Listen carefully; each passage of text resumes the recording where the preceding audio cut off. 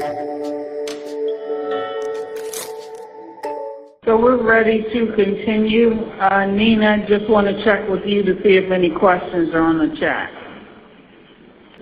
Shipped QTY, an establishment number, may change from what was on the application as box damages or last-minute changes happen, and it cannot be confirmed until at the time of the shipment, and then that information will need to be updated on the application. Currently, that update is done at the time of 9060-5 paperwork. You have mentioned that this type of update requires an in lieu of in PHIS, since there is no 9060-5 process. Can the inspector wait to open the task until after the shipment? What timing does the inspector need to open the task? Okay, this is Brian Seidel again.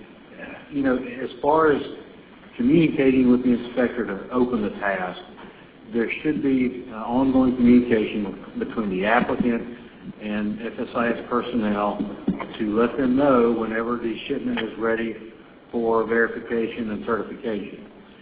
That should be very similar to what's happening today. There has to be some communication to let the inspector know that a shipment is staged and ready, to be certified.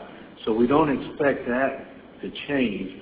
Once the inspector opens the task and they save it, nothing can be edited. You can't change the quantity of packages. You can't change the weight of the shipment. You can't add products. You can't delete products. At that point, if something is inaccurate, the inspector would reject the application or the applicant would withdraw or delete the application. For a shipment that has been certified by PHIS, if something has changed, a new certificate, a replacement certificate, would be required to accommodate the inaccurate or the changed information. So that would have to go through the processes just like a normal application or a first-time application. The applicant would submit an application in PHIS as a replacement and go through the same process. So, that's how we would have to handle that. The PHIS personnel will receive instructions not to open export tasks until they receive information from industry, the applicant, that the export consignment is ready for verification and certification. So PHIS personnel should not be randomly opening tasks and looking at information until they receive information from plant personnel that shipment is ready for certification. Once again, we expect the communication to continue. If people do have issues with their local inspectors, they need to communicate those to the PHIS chain of command, just like they do today. That would not change. The only difference is IPP are looking at a computer screen to approve versus a paper that they look at today. As far as the 9065, PHIS will generate a 9065, which is the export certificate. So the applicants will enter the application information either directly into the web system or through the batching processes which are being described today. Once that passes the ELDIS check, that will create the task for the inspection personnel in PHIS. So when they approve it, that is when the 9065 will be generated at that point. Unlike today, industry usually completes the 9065 and then they'll bring it back to IPP or the inspection personnel to sign. That will no longer be the case in PHIS. Once the certifying official approves it, they will print it on the security paper, they will sign it, they will scan a copy back into the computer system in PHIS before they release the original documents to the applicant. So that's kind of the process.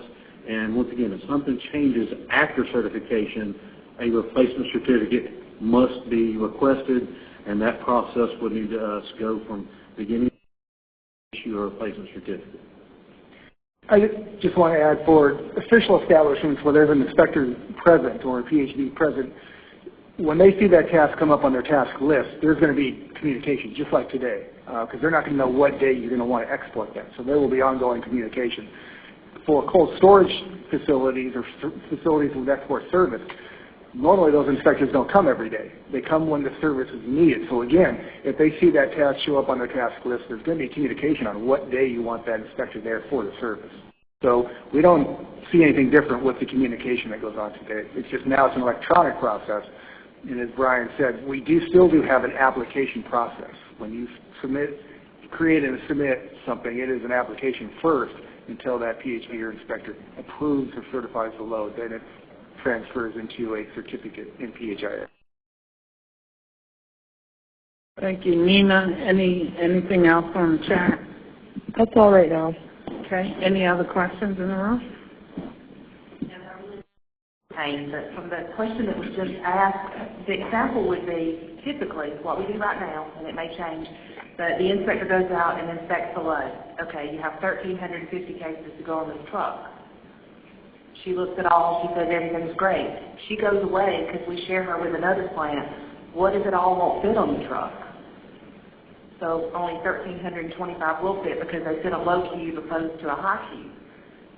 And we've already stamped that number on each case. What do you do then? Well, it's not, FSIS doesn't really care how many trucks that goes on. I mean, we're certifying the product count. If there are 1,350 packages on the application, that's what we're going to certify when we issue the certificate. If there are more or less, then we won't certify that. If there's any inaccuracies or discrepancies of product counts, weight, if there's an extra product that was on the certificate that was not on the application, that's where our inspector would communicate that with the applicant. So, okay, here's an issue that we have, and work with y'all, or however that needs to be addressed, whether it be a replacement or whatever the case may be. The process to inspect the shipment, verify the export mark and labels, everything that happens today, that's not going to change. The only difference is they will actually go into PHIS, open the task, review everything electronically. They'll review the export library as they always do to verify that the product meets the requirement. Then instead of signing paper on a paper application, when they click approve, they will print out a certificate on the security paper, sign it. They'll print out the associated letterheads that are going to be completed and attached by the applicant on the front end. So they'll print everything out, they'll sign it, and then they'll go ahead and scan those signed documents back into PHIS before they release those to the applicant.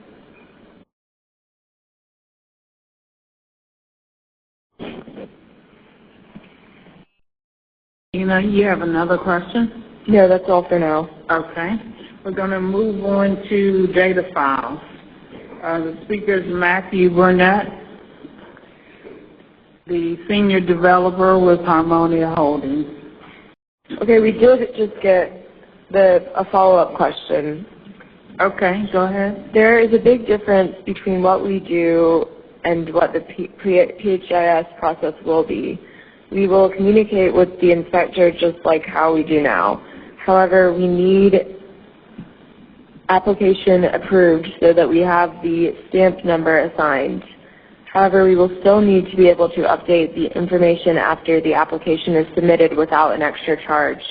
We are able to update the information when 9060-5 paperwork is done today, and it is done after the shipment. We need to be able to do it the same way. Well, the number is generated when the application is created. So you'll have the number, and that number for that application will be the number for the certificate. So you'll know the number, and so will the inspector. As far as if there's additional information that you need to add that you know is coming up, you can hold that application in your queue. You don't have to submit it and push it forward to create a task for the inspector. So you could hold that application until you have all the information. Again, you could communicate with the inspector on what day you want to do this load and say on Wednesday of this week, I'm going to push an application forward because I'll have the information by then, and I need your service for the certification on that day, so the inspector would know. So again, it wouldn't change any time today. It wouldn't change. It would be different from today. It's just now it's just electronic. But you can hold on to that application in your queue until you have all the information you need, and then hit submit. It then will create a task for the inspector. Is that it? That's it for now. Okay. Thank you. Matthew, we're ready to start. I'll be going over in detail the some sample XML, the fields in that XML, and how they compare to the 9060-6. This will be fairly low level into the batch application data. Next slide, please.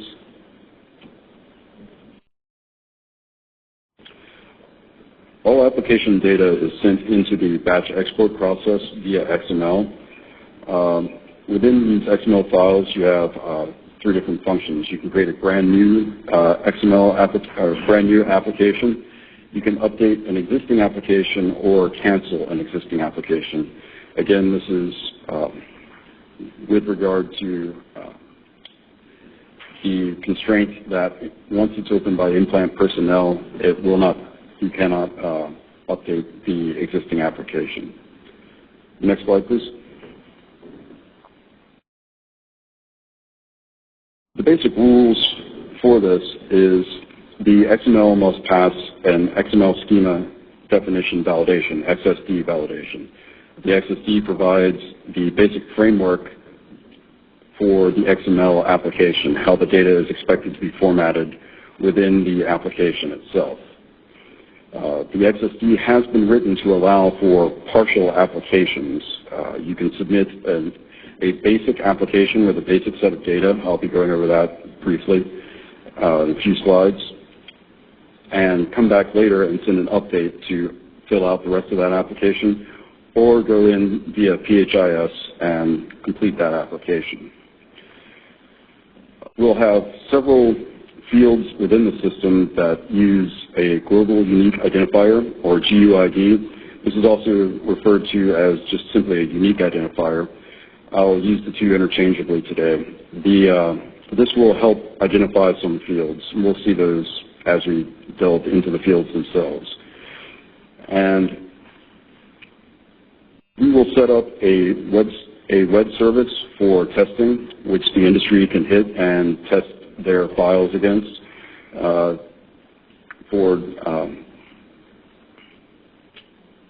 They can test the sample XML files and can send to that website. Next slide, please.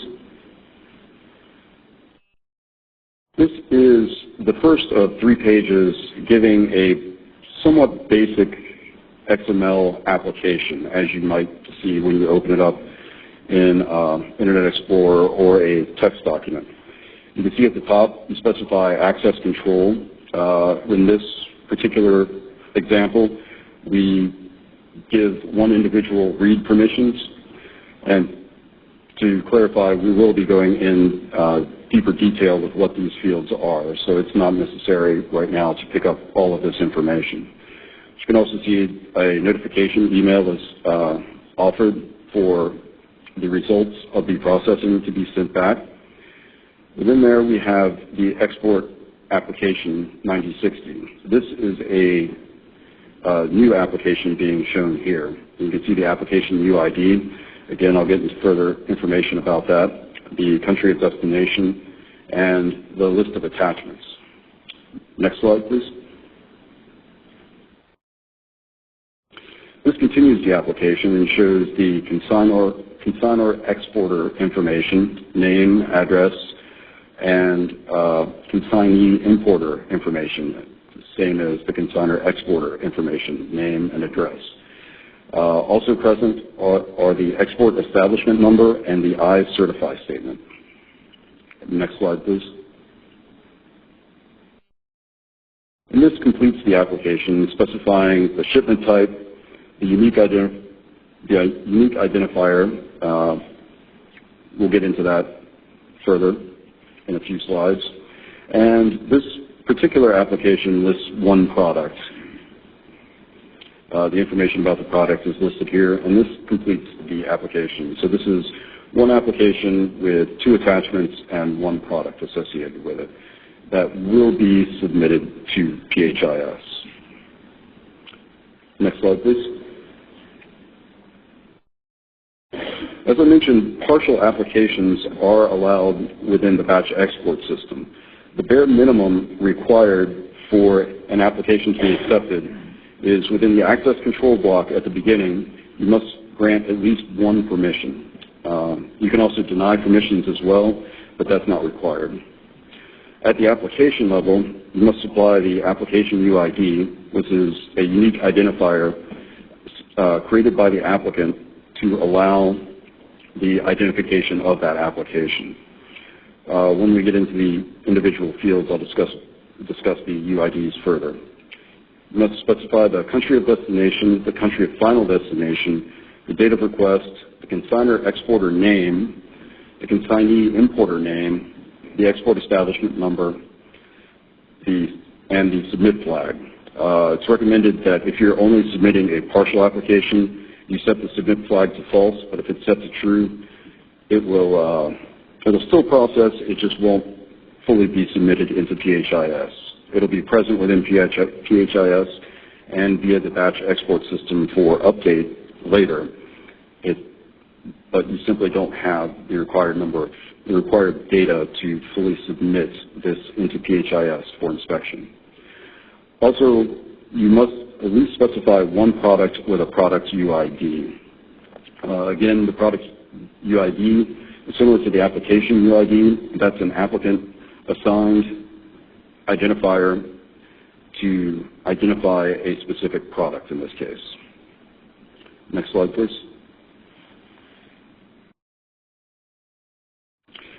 The previous slide went over what was required to submit just a basic application.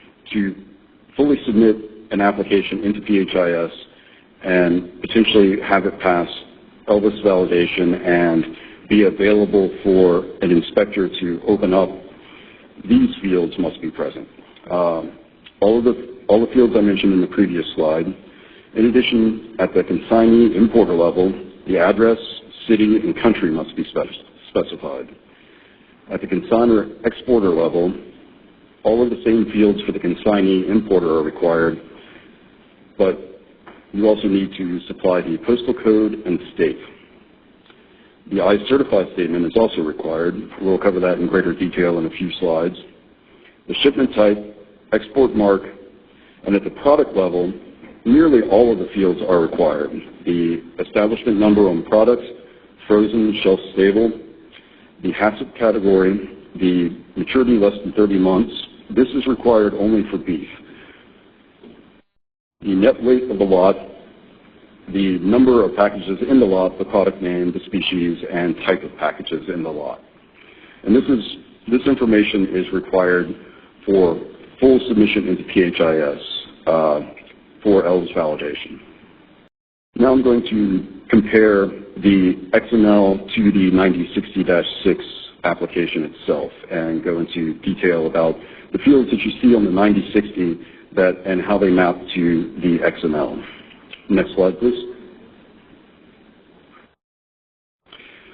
On the left-hand side is the current 9060-6. On the right-hand side is the new 9060-6. The one on the right-hand side was what we developed against. All the fields that are highlighted in red signify the differences between the current 9060-6 and the new 9060-6. If we go to the next slide, we can see those differences listed out.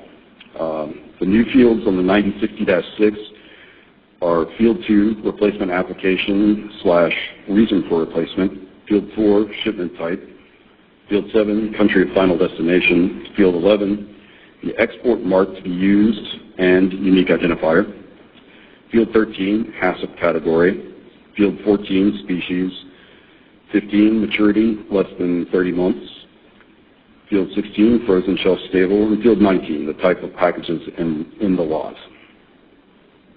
Next slide, please. Now going over the individual fields in the 9060-6, over the next couple slides, I'll compare what's on the new 9060-6 to what's in the application and what we expect within the XML for batch export. Field 1, original, this identifies that it's a new application. This will be determined by the system automatically, so this does not have an explicit field within the XML. Field number 2, that's going to be reserved. That's going to show up in a future version of batch export. Field number 3 is the certificate number.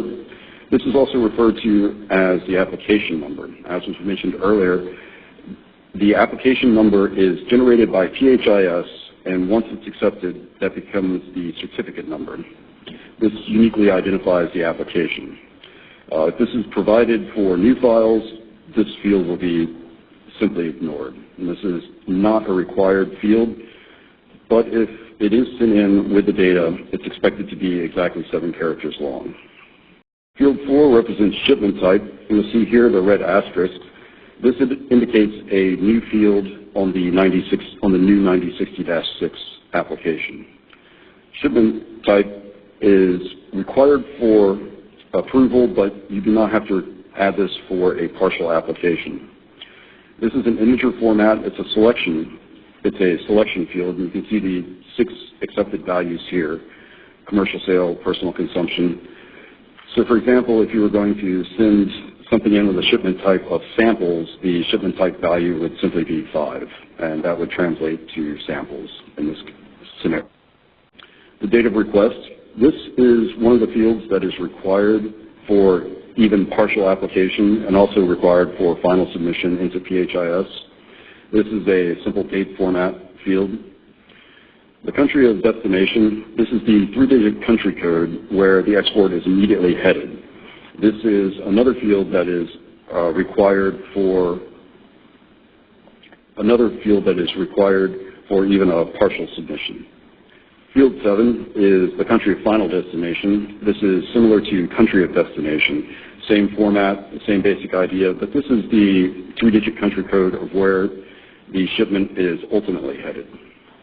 And again, the red asterisks indicate that this is a new field on the 9060-6. The consignor exporter block consists of the following elements. The name. The name is the required for partial submission, even partial submission, and also required for the final submission. Also available are address options, address data. You can see at the bottom the table lists all of the address fields that we collect.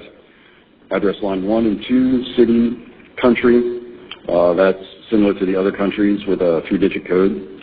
Postal code and state or territory. All of the address fields are optional for partial submission, but required for final submission. The consignee importer is the same general layout as the consignor exporter.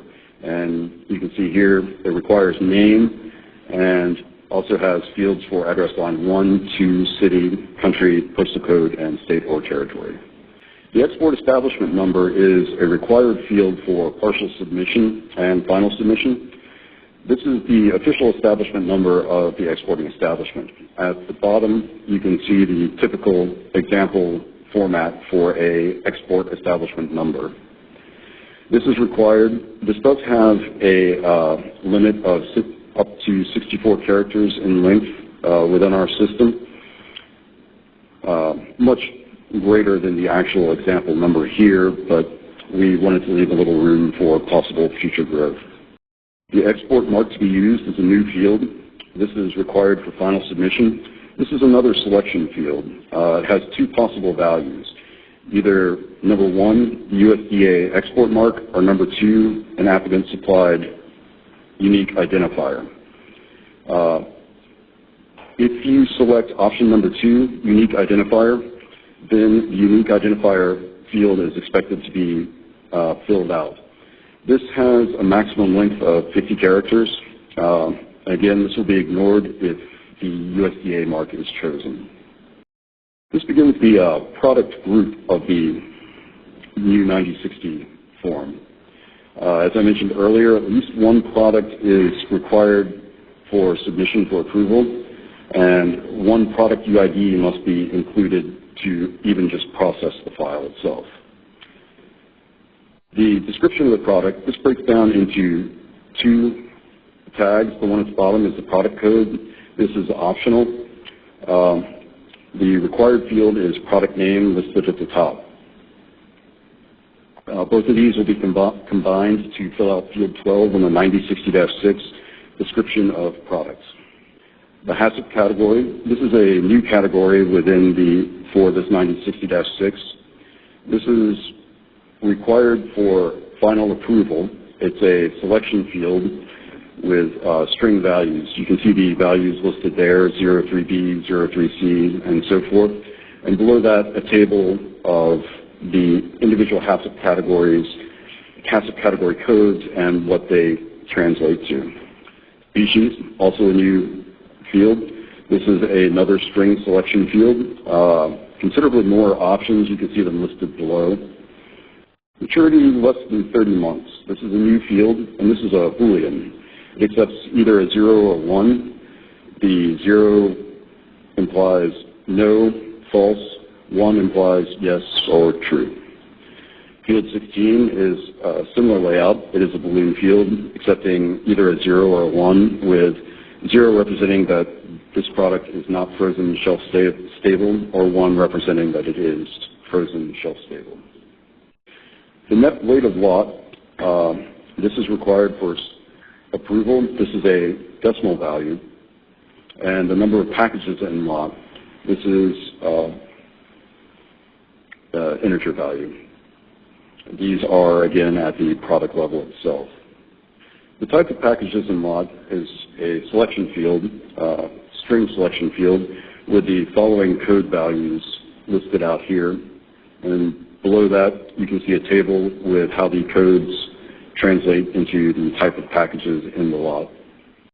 Shipping identification marks, this links to the product level, to an export, PHIS export certificate. This is a string field. It has a maximum allowed length of 50 characters. The establishment number on the product, this is the establishment number stamped onto the shipping cartons themselves. Again, this is another string field, and it has a maximum allowed length of 50 characters. Field 22 and field 23, total net weight and total number of packages. These are both calculated by the system by the individual net weight of a product and also the number of packages per the product. This is going to be simply calculated, so this information is not collected as part of the batch export process. Additional statement is a large text blocks area on the text block on the 9060-6 that allows for the free-form addition of any additional statements you wish to make on the application. This is a string field and accepts up to 500 characters. The signature and I certify blocks are found on, the signature is found on fields 25 and 26. This is not transmitted. The I certify statement is not present on the 9060-6, but it is required for final approval. This is a string selection. You can see the options below: meat, poultry, meat and poultry, so forth. This is again, back at the application level. Differences between the paper application and the XML file. The XML file contains the following 3 fields, which are not on the 9060-6. The application unique identifier, referred to it in this presentation as the application UID, and the product unique identifier, or product UID. These are both globally unique identifiers, or universally unique identifiers. You can see an example of which on the very bottom here. This is assigned by the applicant, and these offer a way to uniquely identify an application or a product for updates later on, or for checking information regarding a particular application. This allows an applicant to uniquely identify their particular, in this, for example, application, and refer to it. By supplying that to us, we know we can look that up in our system and find the information regarding that application. Same with the product UID. Line number exists at the product level. This is a field that we're reserving for future use. This can be ignored. This can currently be ignored currently. It's not a required field. This goes into the information about the application UID, the product UID, and the line number. The application UID and the product UID both have a GUID or UID format. Within a batch file, it's contained within an envelope block. The envelope block has information about the access control. Alexi talked to this this morning. This is a list of all individuals that you want to specifically grant permissions to or deny permissions to. As I mentioned before, you must at least grant one individual permissions within a file, and that's required for even just a basic submission of the data file. The grant and deny fields both have two attributes, ID and permission. ID is a PHIS ID of the individual you're either granting permission to or denying permission for, and the permission itself. The permissions are listed here: read, read-write, and read-write access. At the bottom of this list, you can see some of the example PHIDs within the system. These were just largely random data and don't necessarily represent a specific entity within the system. Also within the envelope, again, this is at the batch file level, we have a section for the export application 9060s. This is where the actual application information will be included. And notification email. Ted discussed the various ways of notifying milestones within the application processing. And if you provide a notification email, once processing has ended, either with a problem or it has been successfully sent off, a notification email will be sent out with the individual steps that were taken along the way and any errors that were encountered during the processing. The export application 9060 products, these are found at the application level. This is simply just a block that corresponds to fields 12 through 21 on the 9060, that whole products block at the bottom of the 9060 application. Also included is a submit flag. This is set to either true or false. If you set an application submit to true, the application will attempt to go through Elvis validation and attempt to be fully validated and loaded into PHIS. If it fails for any reason, it's still available through PHIS, but it won't be looked at by in-plant personnel or the inspectors.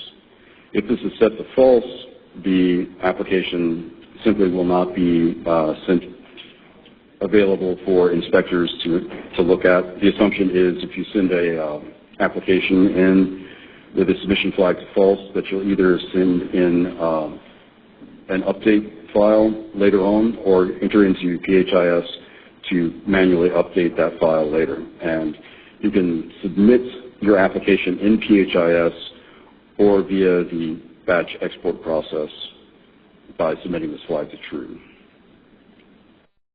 Next slide, please.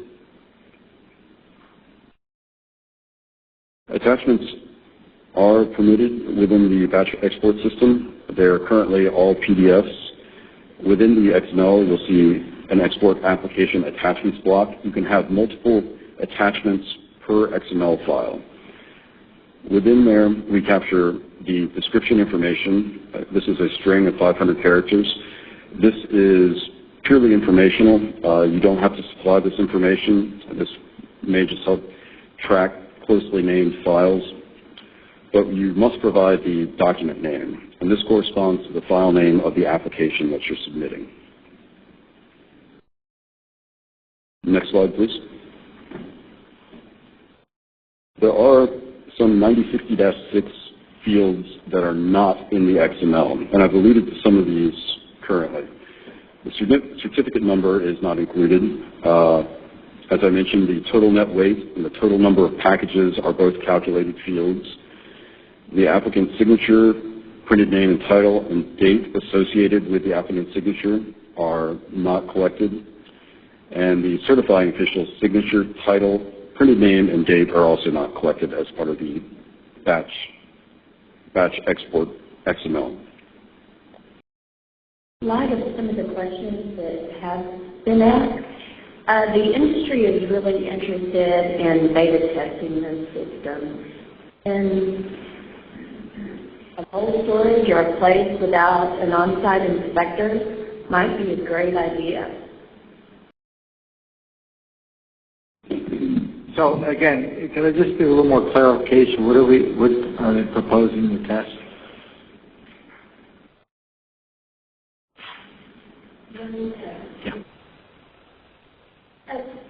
Basically, it would be a place where you wouldn't have an on-site inspector. So someone that would be a remote location that comes in. Okay. So a couple of things. We will be setting up a test environment that you'll be able to test a lot of the features of this that were being presented, and we're targeting that for May.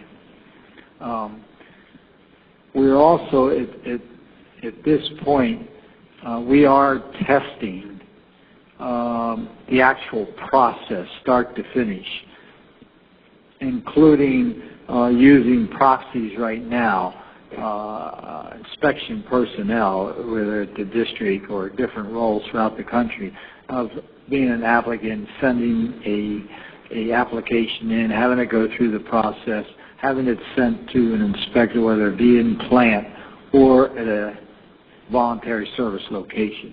That's being tested. And will continue to be tested right up to implementation. So I think that covers what you're asking for. You'll want to know the results of it. And we'll need to find a way to communicate, whether it be through another meeting where you could ask follow-up questions or have a dialogue and a webinar.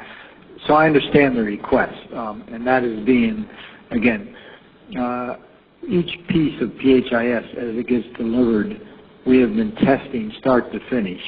And so we are testing the ability for the application to go in, for it to show up on the inspector's calendar, and again, whether that be at a regulated facility or a voluntary service facility, and then moving it to the PHV if that requires PHV signature, and in both those scenarios. So we will be glad to share the results of that testing further down the line if that gets to what you were asking about.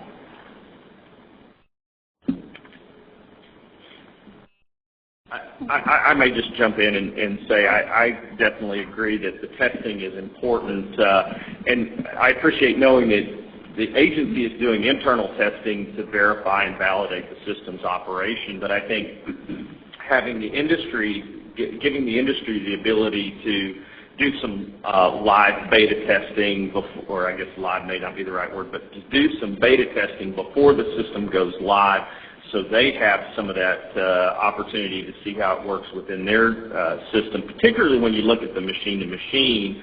I think, I know what we're hearing is we're going to need, companies are going to need additional time to get familiar with that information technology and get those systems to match up.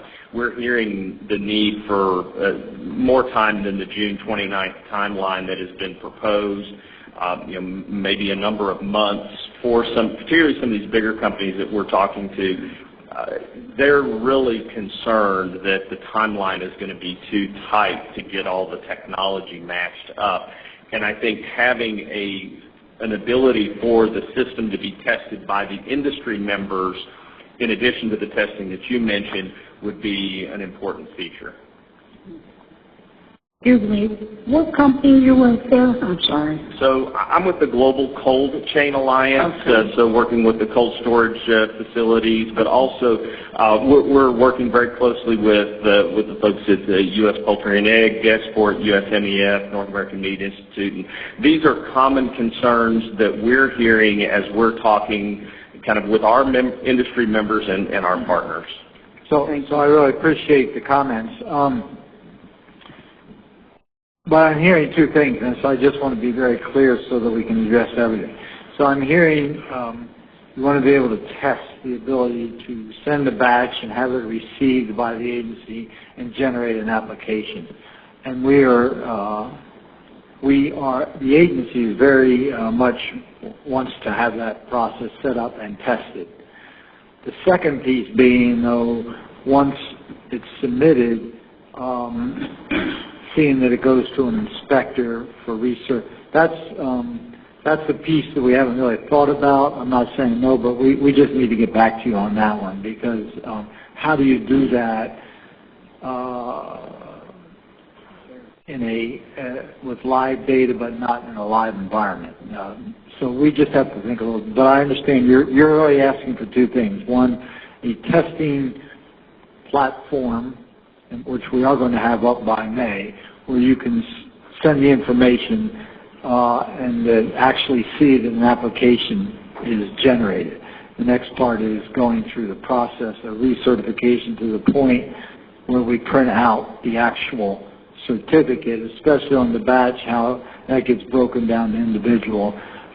That's one piece that we were testing internally, but I take your point, and we'll have to go back and talk about that. No, thank you. I appreciate that. I might just add that, I think we're hearing some practical concerns here and on the phone as well about what happens at the facility and kind of the staging of the loads and things like that. And so trying to work those kinks out before it goes live, I think, is really going to be valuable. And just to reiterate, we believe in talking with our industry members and partners that that's likely going to take more time than the June 29th timeline. Okay? Thank you. Thank you.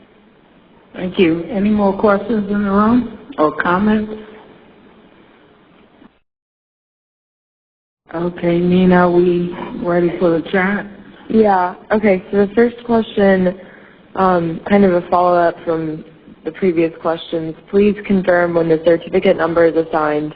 I heard two different times, when the application is submitted or when the application is created but not yet submitted. Okay, the application number is provided as soon as they start creating an application. So they do not have to submit the application to get the number. So just merely starting and creating that will provide the number, which will ultimately be the certificate number when it's approved. Okay. Thank you. So, hold on, Dana. This please. So we got to understand that when we say submit, we're talking about a flag in the system. When you batch and you actually send your file across, you've submitted it at that time. But the submit flag is what he's referring to when he says you're going to get the certificate number. As soon as you send that batch file over and it goes in the system, that number is going to be assigned. But you haven't necessarily said true for the submit button, right? And in the system, on the interface, they'll hit a submit button, that certificate number will be assigned.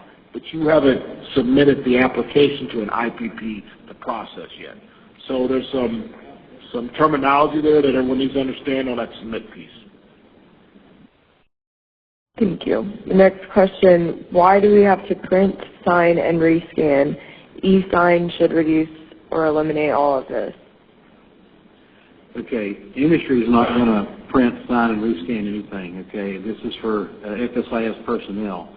If a wet signature is required, they must print a certificate on a security paper, then they'll sign it, and they'll scan the signed documents back into PHIS.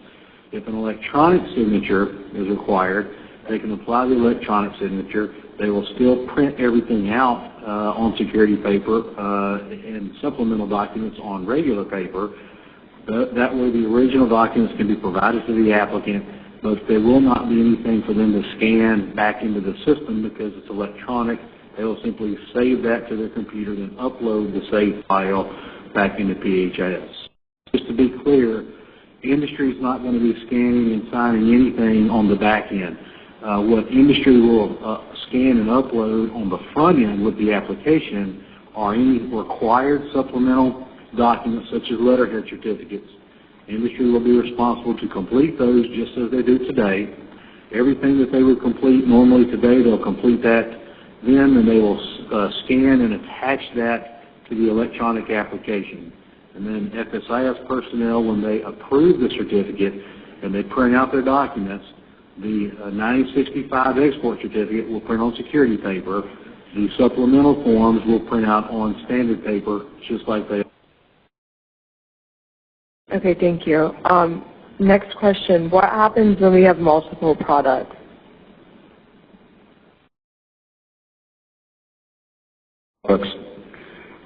Within one application, you can include several products on an application. For an individually submitted batch file, a zip file, you can include multiple XML documents within there representing multiple applications. So within any given zip file, you can have multiple applications with each application having multiple products. And also on the actual PHIS web system, an applicant can enter any number of products that they choose. And so instead of typing them on paper like they do today, they'll just simply enter their 10 or 15 or 20 products into PHIS, and for each product they'll enter the required attributes, HACCP category, maturity, frozen, shelf stable, etc. Okay, thank you. Someone was wondering if FSIS has previously distributed these slides prior to today's call, and I don't think we have yet, so we will be distributing afterwards, correct? Hi, yes, this is Carol. We will send the PowerPoint after this. And we're recording this, and that will be posted in a couple of weeks, I would think, to the Internet, along with the February 14th webinar. So we will try and get this out as soon as possible because we know that. We're also talking about developing user manuals also, so that, and as soon as they're available, we'll get a date and get those out to you. Okay, thank you. The next question is asking why does the system use numeric country codes instead of 2-digit alpha ISO codes? So the answer, I believe, is the 3-digit is also ISO codes, and that's what we're going with presently. Okay, next question. On the country of destination and country of final destination, are those the ISO country codes? The 3-digit ISO country codes, yes, numeric. Okay, next question. Importers have foreign addresses that will not have 2 letters for that state. Also, customers required to include phone numbers or importer phone numbers, etc. How is this information to be added for the importer? Also, will there be maximum characters for each box for entering the information? Some countries have much longer addresses lines and not necessarily go by the same order like the U.S. addresses. How can that be accommodated? Yes, we are adding extra address line to the application. So instead of having the 2 address lines, we are adding a third. We'll also add a line to capture the phone number, and I believe each line will hold 50 characters. If I'm not mistaken, I believe for each address line it'll be 50 characters total. Thank you. Next question, are all weights in pounds? Yes, all weights on the application and on the 9065 will be in pounds. Thank you. Regarding the information required for the remarks section, what field is used? Additional comments? That would be the additional comments field. Thank you. Was there a UOM field for weight? Some countries require kilograms, others accept pounds, but want both kilograms and pounds. How will this work? Yes, if the country requires kilograms, that's usually entered into the remarks section on the 9065 or on the required supplemental form such as a letterhead. In the grid section on the 9065 for product weight, that will be in pounds only. Thank you. For the batch process, when is the certification number notified to the applicant? The certificate number, they would have to go into PHIS to find the certificate number. How will the weight of packages be calculated? Can you repeat that, please? How will the weight of packages be calculated? PHIS will add up the weight of all product lines that are entered into the application. Thank you. What is meant by the collection of all 9060-6 applications to process? That is the application itself. A majority of the information that I went over, the application and the products, that's grouped under that individual node on that slide. Thank you. On the country of destination and country of final destination, are those the ISO country codes? The 3-digit code, yes. Will there be testing for both batch process and manual individual process in May?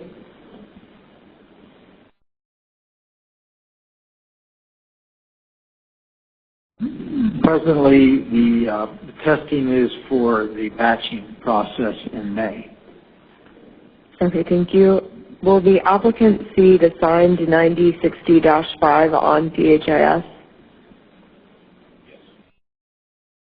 Once again, the 9065 export certificate will be generated automatically by PHIS based on the data that's entered during the application process equivalent to the 9060-6. Thank you. How will letterhead certificates be handled with batching of applications? Well, for batching, they will have to scan the fully completed letterheads as a PDF and attach those to the XML file. So basically, they'll use the same form. The difference is they're attaching it to the XML file for batching, whereas for the web system, they're attaching it directly into the application. Okay, thank you. Can a previously entered and processed application be used as a template to a new application? No, not currently. Next question. I thought ISO country codes were alphanumeric and not just numeric. They're both. Okay, thank you. What's the guaranteed uptime for PHIS? If the system goes down, we still need a way for us to submit and print applications for approval.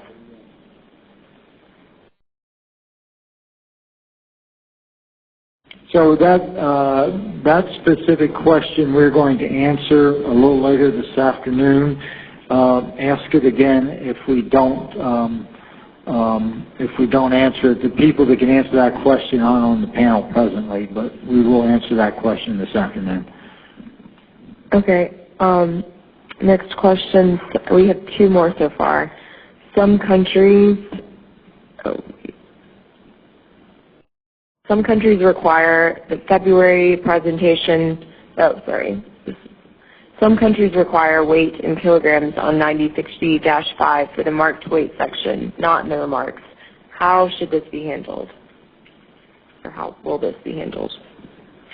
Once again, all weights on the product grid will be in pounds, and if there is a kilogram requirement, it will be in the remarks section or on associated letterhead or supplemental document. Okay, thank you. Page 109 of the February presentation shows a UOM drop-down selection. Is there a change from the February presentation?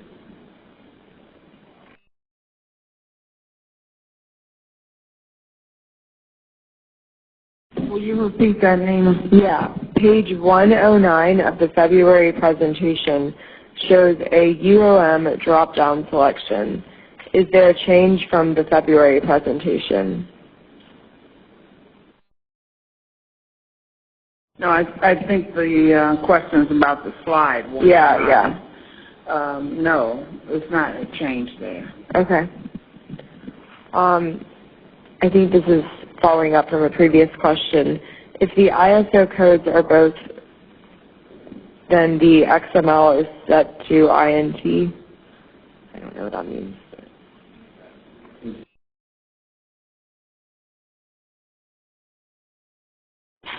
It's the XML, the XSD XML is set to 3 digits integer. That's the ISO numeric code for the country, 3-digit ISO numeric code for the country. There is also an ISO standard for country code, both 2 characters and 3 characters, but currently what we support is the 3-digit numeric ISO code for a country. Okay, thank you. That's all we have for now. I do have from the presenter that we have a couple of phone questions. Are there any questions in the room, or do you want to go ahead and take those? Please take those and ask them to identify the company they're with. Okay. So, operator, can we go ahead and take the phone questions, and please have the caller identify their name and company? This is Perry Bourne with Tyson. I had a question on the issue about the weights. You said they were to be calculated. And my concern is when we're turning in an application, we're giving a more of an approximation that we're going to have 500 boxes and it's going to weigh 40,000 pounds. But since a lot of this product is catch weight, meaning that each individual box down to the 1/10 of a pound may be different from another box, we don't really know the actual total weight until we run the manifest on the list of boxes that actually get loaded. So how can the system calculate what you don't know until we actually load the truck? As mentioned earlier, the application would have to be updated with the correct weights prior to PHIS personnel opening the task. Once they open the task, it cannot be edited or changed. Therefore, the only way to accommodate new information is to do a replacement certificate.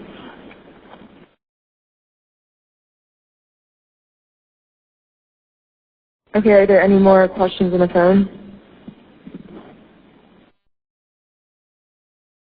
Hi, this is Greg Reeves with Tyson Foods, and I'm the manager of the export systems within the Information Systems Department.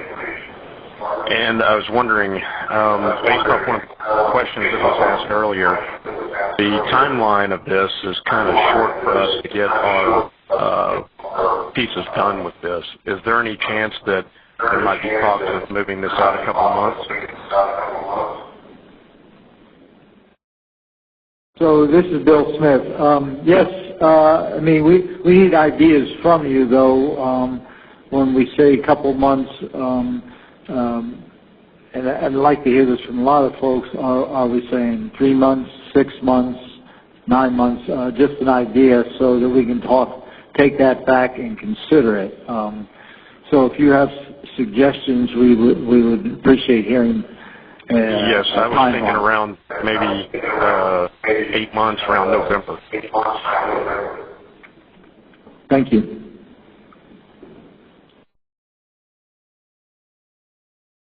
Are there any more questions on the phone? That's all for now. Thank you.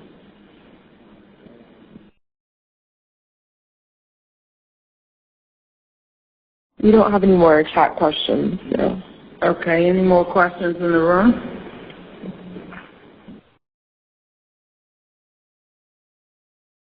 Lowell Randall again. Just a real quick question on the replacement certificate process. So from a practical standpoint, let's say you've got the load and the pounds are a little bit different and it hasn't been opened by the inspector, so it's not locked. Or let's say it has been locked. How long do you anticipate getting a replacement certificate would take? Well, part of that's up to industry. However long it takes them to submit a request, it's real time. So if the applicant goes in right now and submits a replacement request, as soon as they hit submit, the task is going to show up on the task calendar. So if they are discussing this with IPP and if IPP are available, you're looking at a very short period of time. Okay. So once again, that's where the personal communication is very critical. If they do that and they have not communicated that, there may be a period of time before personnel are able to get to that and recertify that as a replacement. Yeah, I mean, I'm just listening to a lot of this conversation. It sounds like that is a very likely thing to happen, and I'm just trying to get my mind around what to expect. And I think you're right; it's probably going to be very variable depending on the circumstances. But there is an opportunity that could be a very quick turnaround if the inspector is there, and you just need to update the pounds. Yes, there is that. And I would add on the other end of it, if you have not submitted that application, you're holding it in your queue on your side, you can update that poundage, hit submit, and it will create a task for that inspector. So you wouldn't have to go through that process of a replacement certificate. So again, with communication with the inspectors like you do today, on what day you want to do this load, you could hold to that day and then hit submit and get those.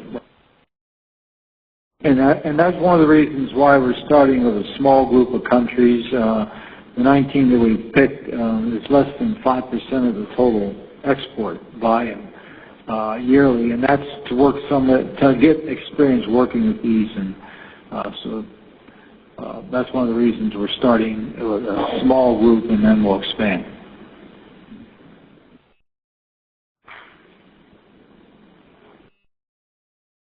Nina, any more questions on? We have one more coming through the chat, which I think may have already been answered, but once the application is approved, is the application still able to be updated?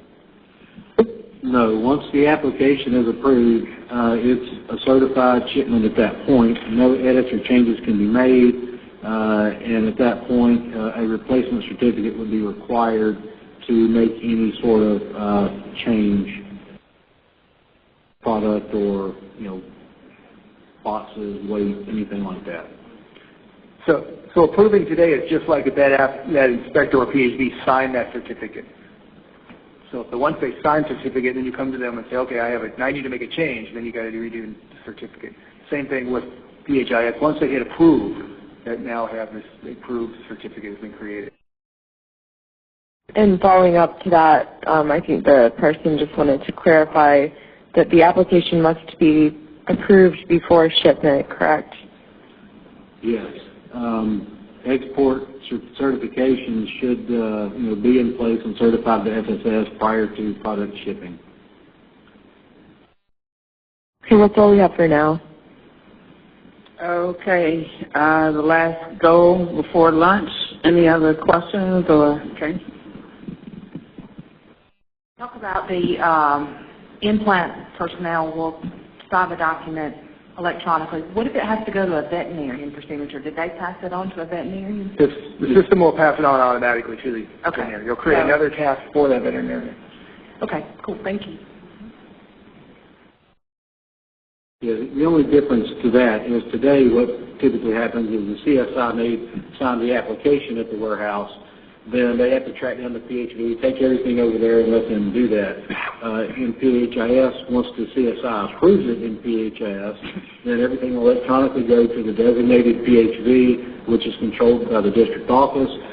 Then they will get in the PHS, then they will approve it, print it, sign it, and then it's up to the applicant to determine how are they going to get the original documents. Are they going to arrange prepaid shipping, and so that'll probably very similar to today. The difference is they're not going over there with a paper package for them to sign it. They're just going to go pick up the original signed documents after it's approved. Okay, one more question just came through. What if a country does not allow a replacement certificate? Then a replacement certificate cannot be issued. So in that case, a country, a shipment that was previously certified basically would have to be recertified as an original shipment. All the original export marks would need to be permanently removed or permanently and completely covered or defaced where no part is visible. But in a nutshell, it would be treated like a brand new export consignment.